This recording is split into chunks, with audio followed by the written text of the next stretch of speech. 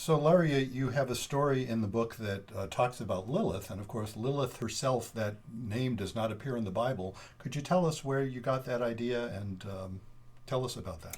Yeah, there's a tradition in Judaism called Midrash, and that fills in the holes of the Bible of what's not actually written on the page.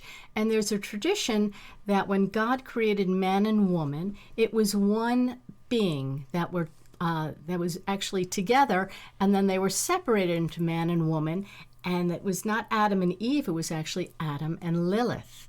And Lilith insisted on being equal and, in fact, being the dominant person during sex. And therefore, she was banished.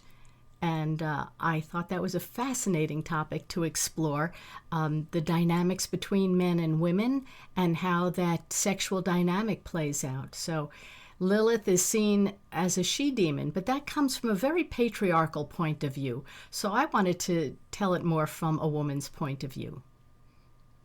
You also, following your chapter involving Lilith, you have a chapter that does involve both Adam and Eve. And I'm curious, how do you see Eve in light of the story of Lilith? Well, Eve is more passive. She seems to be more under the control of Adam. So that's how she seems to be viewed in our literature and in our mythology. And, from the Bible stories, Eve is the submissive one. Christianity says you should be submissive to your husband. So it's more of a Western point of view, not really Western, I guess that's the wrong word for it, but it's more of a patriarchal view of women.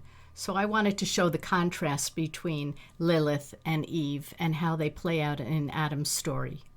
Now, having read the book, I noted that the way you treated Eve, though, was still, at least as a man, it struck me as still very respectful.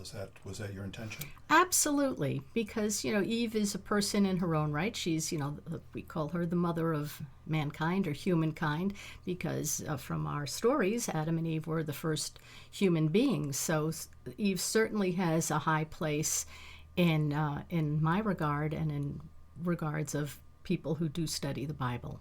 So I didn't want her to come across as like this namby-pamby, always submissive woman, but she does have her own agency, but she is a little bit more naive than the Lilith character.